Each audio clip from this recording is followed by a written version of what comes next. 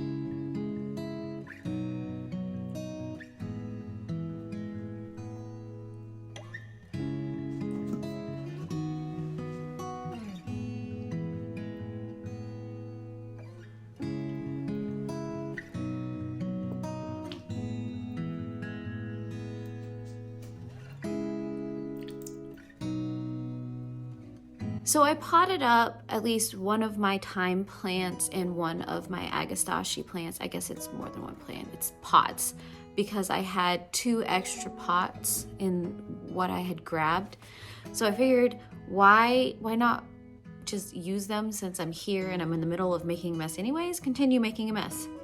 So that way I have one of the big pots of thymes and one of the little pots of thymes, and the same for the Agastache. Probably should have done this a little earlier, especially for the Sweet Williams. They were pretty badly pot bound, and some of the other roots were really getting there as well. I had to break a couple of the root systems, so I'm hoping that didn't hinder the plants in any way and I didn't accidentally kill something, but only time will tell. But since we are here, I might as well once again take you on a tour of how everything is growing, and I'll even take you outside so I can show you the onions that are hardening off, because I'm hoping to get them planted later this week. So of course I have to show you where all of these plants that I just potted up are. They're on this bottom shelf on this side of my grow setup. I couldn't tell you right or left because it depends on how you look at it, I guess. This is the north side light setup. Yeah. And then we've got all of the basil and cilantro. It's come up and they're looking so cute. And then we've got the celery, both my mass planting and my individual cells, and of course the rest of the Agastache and the thyme. This of course was the tray where all of my other biennials and stuff was before I potted them up, but I think everything is looking fairly decent. And then over here we've got the stuff that I'm super excited about. Here are the peppers, which are looking okay. I might have overwatered them after underwatering them. As you can see, I lost one because I didn't realize it wasn't getting watered with the rest of them, and it dried out and it died. Luckily, it was one of those that I have a bunch of, so we haven't completely lost anything yet. And we've got the first tray of tomatoes, and all of the tomatoes are starting to get their true leaves. It's starting to smell like tomatoes over here. And then the second tray of tomatoes, which I think are doing fairly well too. We still have a couple of tomatoes that haven't sprouted. I have 1 pepper, 2 tomatoes, and some ground cherries that haven't, and I don't think they're gonna come up at this point. It just might be time to call it. Like I said, these are the ones that haven't sprouted. I have the vintage wine, which I've never actually planted before. This is the first year, and for whatever reason, didn't want to sprout. And then the hillbilly, I did get a plant last year, but it never got to a point where it could produce. And then this is, I believe, the ahi pepper. And this is a Goldie Husk ground cherry. So we just might have to give up on those ones.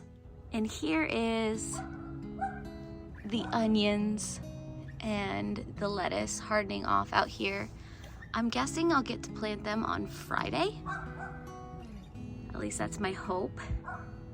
I need to come out here and maybe give these guys a decent amount of fertilizer because they look like they're struggling a little bit.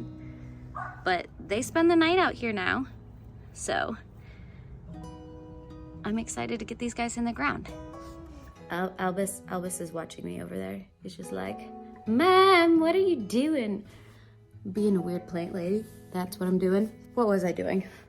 Oh, I was wrapping up this video. So that is where I am at with all the seedlings inside and of course hardening off. I have finally finished topping up my beds. So everything is ready to start getting plants and seeds and everything started outside and transported outside. So I'm super excited because we are now in the season in which all of that is going to start to happen. So Friday, like I said, I want to get those onions out. I'll probably put some radish seeds out and some spinach seeds since I forgot those last time. And then I'll start at least part of my carrots, and then a week later I'll start the next round of carrots, and I'll kind of stagger my carrots a little bit. But then we just wait for a little while longer and I get to plant all of these guys out. So if you want to follow me on my journey of getting all of these plants outside and in the garden and watching all of that start to grow and produce and all of that, subscribe down below, hit the bell, do all the things to get all of the notifications. Otherwise, I do have an Instagram account where I sometimes mostly update more than I do over here on YouTube. So if you want to go follow me there, feel free to. But with all of that, I hope to see you guys again in another video, and I heart your beautiful faces. Bye.